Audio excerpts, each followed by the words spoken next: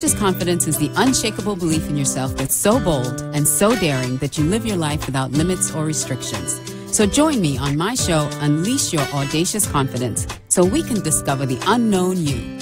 Call in to join the conversation at 888-565-1470. Let's get started.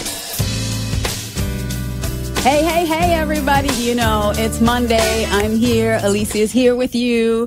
And, of course, I'm here on Facebook trying to invite everybody is what I do. So if you are watching live, hi. Thank you for joining me. I have an amazing guest today. I wanted to say really quickly, you know, driving over here, I've been noticing more and more that people are on their phones, just looking at their phones driving. And they're driving so slowly because they're not, you know, really paying attention to the road. And it backs up traffic all the way behind them because they're busy looking at their phones instead of looking at the road driving. And that's kind of become one of my little pet peeves as I am here talking to you, looking at my phone. So, but not while I'm driving. I'm kind of driving this show right now. So I'm just inviting you. So if you get an invite from me, just join the show, everybody. I'm going to tell you about my guest that I have coming up. Her name is Roslyn Khan. And, you know, social media is so phenomenal, especially when you start building your brand on social media and you start really reaching out and connecting with people. So I met Roslyn on LinkedIn, and we connected on LinkedIn. We started a conversation. We got offline a little bit, and we got online together via phone. And we got on the phone together, and we had a great conversation. I can see you, Roslyn. And so I invited her to be part of the show because she has some amazing things going on. And I want to just tell you a couple things about Roslyn. She is a professor. She's over in California, so it's still, you know, it's 6:30 here, and she's 3 hours behind us. And she is a TEDx. She's a TEDx speaker, as well as she trains people. She coaches people to be on TEDx stages. She also has written a couple books. She's an author, and the book that we're going to talk about mostly today is her book called Dogs and Roses. And there's not just a great message behind the book, but also there's a great movement behind the book and some of the things that she's doing with the book.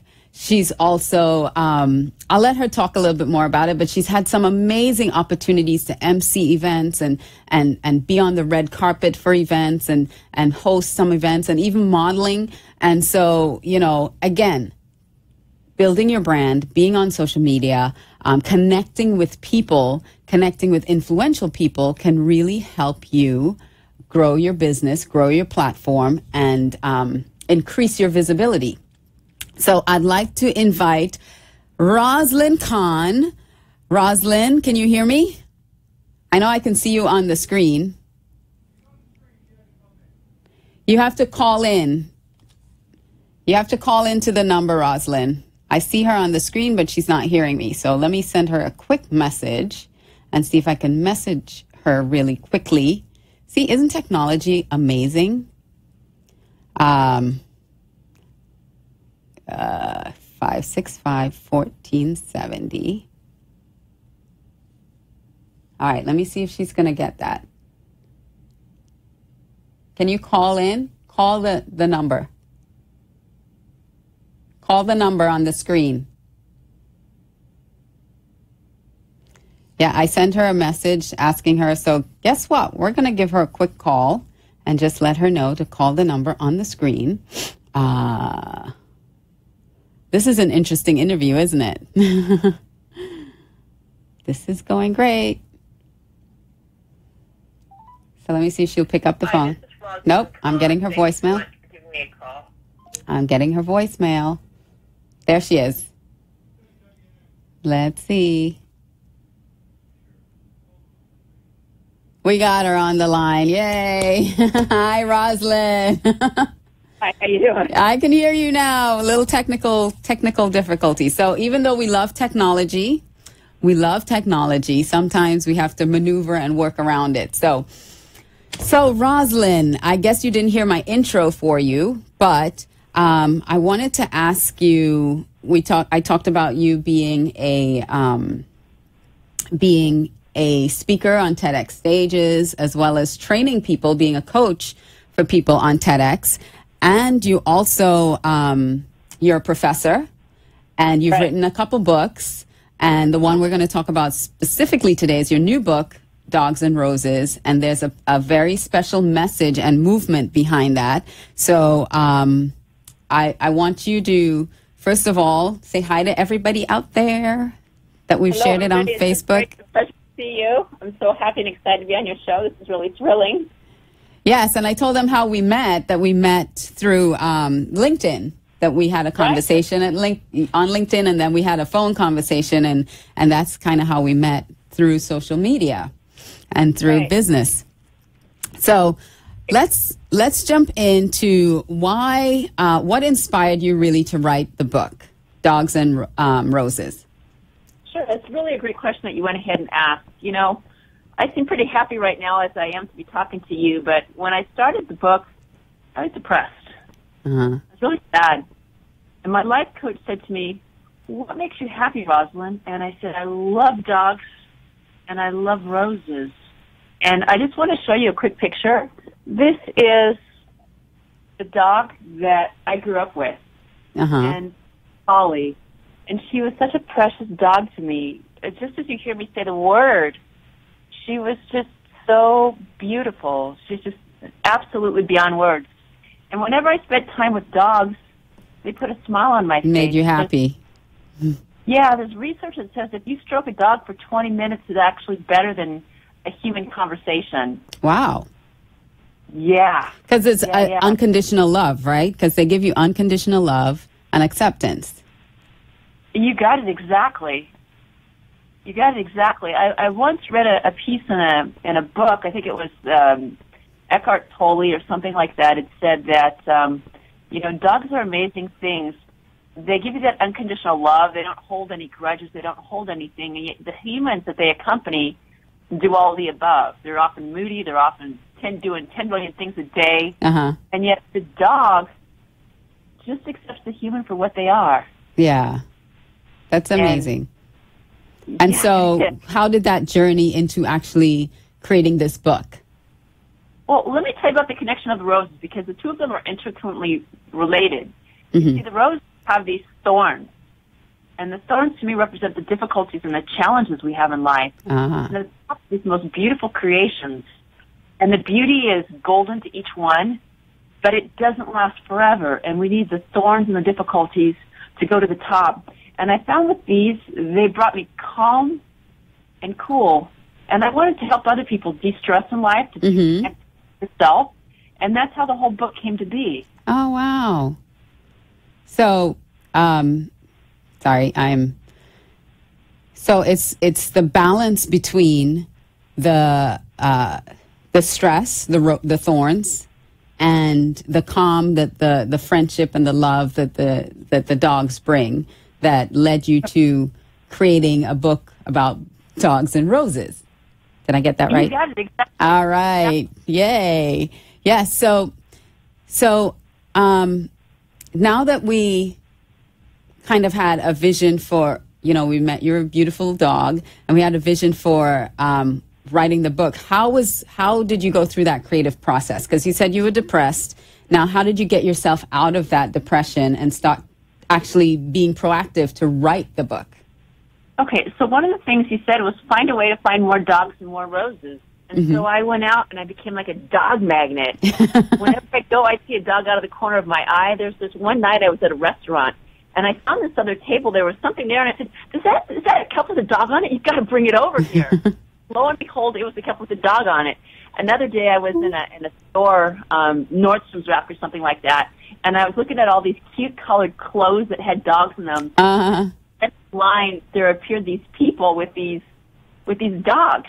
Well, you know what happened there is your reticulating activating system in your brain started recognizing everything to do with dogs once you put your focus on that.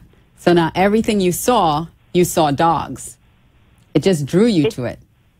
It's like amazing. I mean, even, I hate to say, when my dog passed, there was a neighbor walking down, and I created these pictures in memory of my recent dog. The first dog's name was Heidi, and the current dog's name was Holly. And I said, can I please hold and pet your dog? My dog has just recently passed. Aww. And that dog just, it just really sensed it. It just, dogs know. I mean, all the way. They're emotionally sensitive.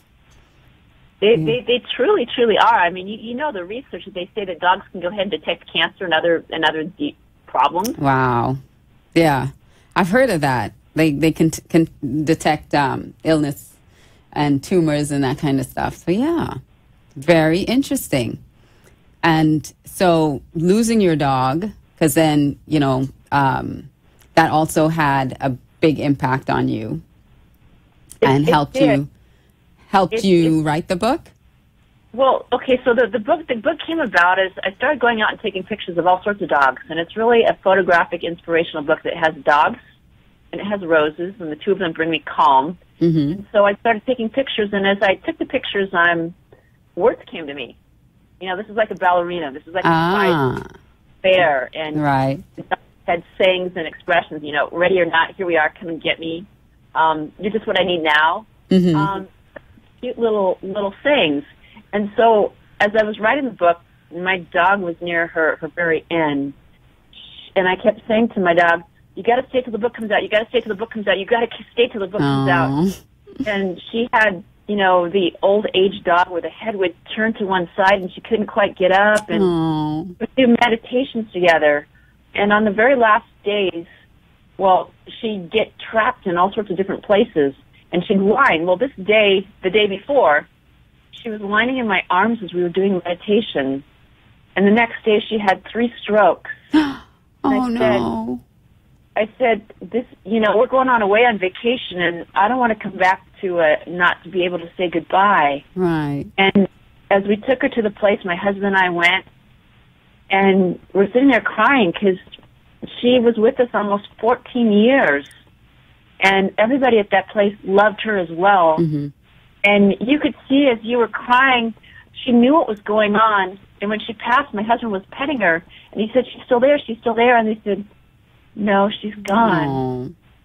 And the beauty is that my dog still lives on because she's in that book. And when everybody sees that picture, right, she's been immortalized. She has. Yeah. Yeah. Oh, how wonderful. That's so sweet.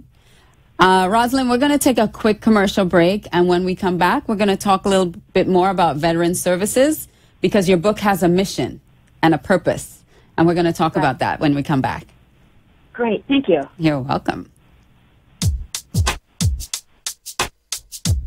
Afraid of needles? Anxious about going under the knife? Do the words invasive surgery make you queasy to think about? After years of being mistaken for someone in her 20s, Alicia Couri, a mom of 3 in her late 40s, finally got tired of hearing, "You should write a book about why you look so young." So that's exactly what she did. In her book, Age Younger, 21 Tips to Make Your 40s Look Like Your 20s, she outlines 21 of her top tips for looking and feeling decades younger. These tips can easily be implemented into your own lifestyle so you too can make your 40s look like your 20s. Go to acradio.live to order your copy today. Hi, I'm Alicia Couri, and you know me from my radio show, Unleash Your Audacious Confidence with Alicia Couri. If you lack confidence and boldness to really go out there and conquer the world, I'm here to share this valuable resource. In my book, Your Signature Style, Unlocking the Confidence, Style, and Influence of the Savvy CEO, I'll take you through a process where you can release your fears and embrace your femininity as a powerful tool to unleash your audacious confidence and win. This is where it all began for me, and I want to share it with you. Get your copy today at acradio.live. Bring out your beauty and confidence from the inside out. Buy this book today at www.acradio.live. You're listening to Unleash Your Audacious Confidence with Alicia Couri. Now, let's get back to the show. Hey, I'm still inviting people to watch the show because that's what I do. So I'm back. Yes, these are the books. Age Younger. And and your signature style. And if you go to my website, acradio.live, you can get your copy from Amazon through the link on that website. So Roslyn Kahn is our guest today, and Roslyn also is an author. And the book, we've been talking about her book, Dogs and Roses, and how she was in a depression before she started reading the book, writing the book. And that is sort of the inception or the genesis of why she created this book. And the book is very inspirational. And so we left off, we were going to talk about veterans services, because this book has a mission and a purpose. And it's really why I wanted Roslyn to come on the show to talk about what connected her to the veterans, and why is she using this book now to help veteran services. Okay, well, I want to give a shout-out to a good friend of mine. Her name is Michelle Brubaker. Hi, Michelle. And she and I had met through the Thrive Academy, through Raven, the talk show Maven. And she and I had talked about a book, and she says, you've got to have an organization that you align it with. And when you go to the book, you'll see Bruno, her dog, in the back with roses. And I came upon vets for this reason. My father was a merchant marine, and one of my other hats I wear is I'm a teacher in the classroom. And my best students are the Marines that I have in my class. And they've shared with me their experiences. There was one at Antelope Valley College, and we gave a speech where you talked about treasure chests and what you admired. And he brought these helmets of what his grandfather had wore. Wow. And then he told me about Agent Orange and how every one of the people in his unit group was coming down with this, and the VAs did nothing at all. Nothing. And wow. I'm like, the people right here in the valley, and you can go see them. And he said, they don't really care. And then there was some challenges. I was involved in one of my classes in an unnamed school. What subject do you teach? I teach public speaking. Public speaking. There you go. There you go. That's where the finesse with the words comes in. And at the time, I said, I don't do that. I mean, at my school here, I have a guy who is the person at Camp Pendleton who releases the people when they go off to fight wars. And I'm really proud that guy's in my class. And then another student at Santa Monica College sent an email to me after the class was over. And he said, thank you for the skills that you've taught me. My job is being the one who knocks on the door and tells the family their sad news. Oh, no. But when I was on this cruise, I met this guy, and he is in the book. His name is Lewis. And Lewis and I just started talking about dogs, and he loved it so much, and there was so much noise. We said, we're going to talk about this when you get back home to North Carolina. So he calls me on the phone, and he says this story. I served in several missions, and when I came back, my wife worked really long hours. And I suffered PTSD, and I didn't want to get my house messed up, but I couldn't take it not talking to my wife. So I brought the dog into the scene. And when I'd cry, the dog would wrap itself around its arms. It would lick my face. It would just make me feel so comfortable. And he said this line, we care about our dogs, but when others go back to war, they send their dogs to the kill shelters. And I said, no. And I said, how could they send the dogs to the kill shelters? There's somebody who needs dogs. Right. And that idea was born to create this foundation for dogs to have a place where people could, help them out. Right. You know, it's been interesting when you want a path, it's not always a straight line to the top. So I must have gone through 1, 2, 3 different locations until I hit upon the one I'm working with right now. And I got the green light the other day. I'm working with El Camino College, and I'm working with their foundation. And I met with the vets over there about a week ago, and they just had a meeting. And they're going to invite me out to talk to the vets, and we're going to do that next Thursday. Nice. So I want to ask you before our time expires, because we have just a short time left together, 2 really quick things. The first one is, how can people get the book? I want to make sure that, if you have a copy of the book to hold up a copy of the book, and let people know how put it more to, I don't know what direction that is, to your right. There we go. There we go. So that's the book, Dogs and Roses, Reducing Stress and Anxiety in Today's Troubled Times. And, you know, we have a lot of troubled times that we've seen these days on the news. And so tell us how we can get a copy of your book, Rosalind. So to get a copy of my book, you simply go to Amazon. You can go to Amazon and you put in Dogs and Roses book and you'll see it. And it'll pop up. And it'll go ahead and pop up. There's also a link on my webpage, which is rosalindcon.com. And I want to show you one picture. This is the picture of my dog. This is Holly. To the right. A little more to the right. There we go. Aww. When anybody sees this picture, they're in awe. She's so cute. It's in the very back of the book. It's in memory of this dog that the book was written. So if you go to rosalindcon.com, ROSALYN, last name is KAHN.com, or you go to Amazon, you'll find that book. Dogs and Roses, Reducing Stress in These Troubled Times. So beautiful. So the next question, because you have a lot going on, girl. You have a lot going on. Every time I try to connect with you, you're busy out doing stuff, from teaching to coaching people for TEDx talks to writing your books and modeling and hosting red carpet events. So how did all of that come about for you as a professor? Well, it's amazing. There was a few years ago that a friend of mine reached out to me. His name is Tom Lenzo, and he was at ASTD, American Society of Training and Development. He invited me to the first TED Talk. And when I sat in that stage, being a former Toastmaster, I said, I want to be on that stage. Yeah. And he said, you got to get into volunteering. So I volunteered, and there's a dog story. There's a lady who had a dog, and it was a dog that helped her find her problem. And I made her confront the dog to tell the story, and it was a beautiful, beautiful story. And then there was an opportunity to meet other TED organizers, and so I jumped at the opportunity, and I went with the mission, I'm going to be on that stage. The first time I went out there, I met a lady named Kat Haber out of Alaska. She liked me by the restroom and said, I got work for you.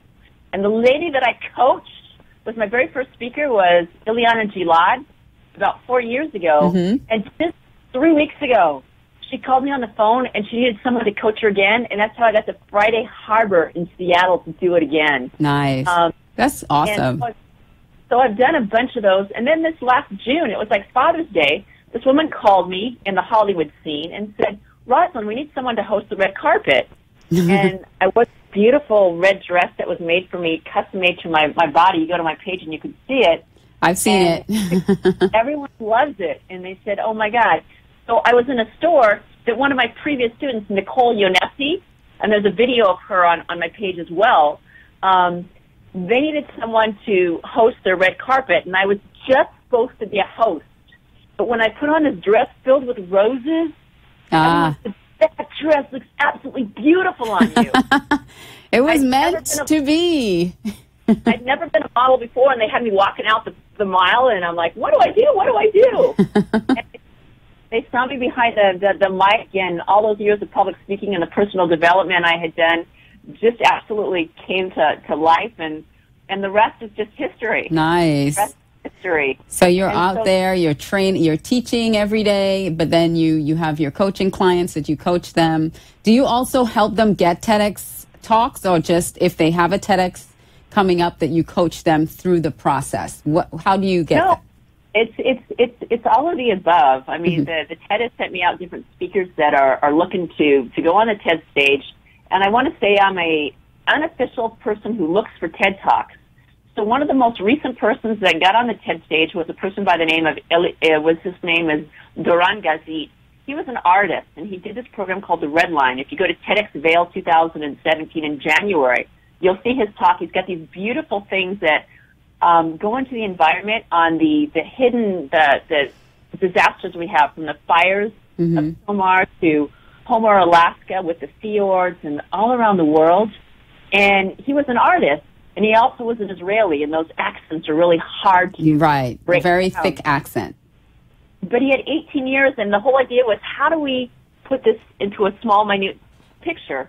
And the time we finished, he got up on that stage, and he was laughing. Nice. And I knew with the reaction in the audience, we had met our piece.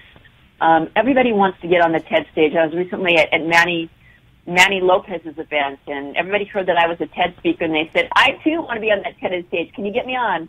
And so sometimes it just takes a matter of a conversation of finding out that story that rests in your heart of how we can bring it out. And how you can bring it out. Well, that is awesome. And I love your story. You are inspirational. And, you know, this show is all about your audacious confidence. And you are showing it, girl. You are out there. You're doing it. And you are going after what it is you want. So you guys go to her website, RosalynKahn.com, RosalynKahn.com, and order your copy of her book, her wonderful book that's also helping veteran services, called Dogs and Roses. Thank you so much, Rosalyn. And I will see you guys next week with another amazing guest I have lined up for you. You don't want to miss it. See you. Thank you. Bye. Bye. A wise friend always says to me, we have a finite number of minutes to spend. And just like you can only spend $1 once, you can only spend 1 minute once. It's your choice. So I want to thank you from the bottom of my heart for choosing to spend some of your minutes with me on my show. I wish you love, health, and happiness to live your life with audacious confidence. I love you, and we'll see you next time. The opinions expressed on the